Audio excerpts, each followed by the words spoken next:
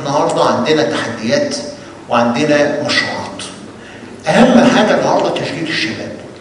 لما بنيجي نشوف النهارده مشروع زي تحيا مصر وبنتكلم على امل 100 مليار جنيه، يجوا ولا ما يجوش؟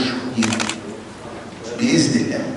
شعب فعلا لو النهارده قدر يتحرك في مشروع زي ده، كل واحد النهارده الصبح والله انا جالي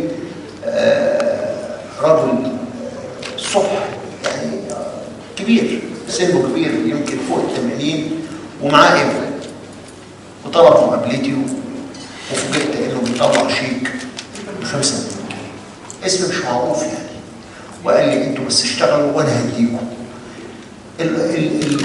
احنا منتظرين الكثير من هذا الشعب في هذا الصندوق. الصندوق ده لو كل واحد فعلا هو حاجه فعلا وضع حاجه رمزيه في هذا الصندوق لبناء مصر.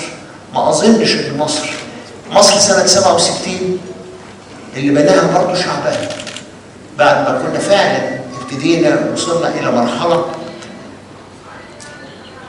ان كان في نوع من الهدم لكل شيء ونكسه كسرت الكثير، لكن شعب رفض الهزيمه. بل انا بقول اكتر من كده، شعب هذا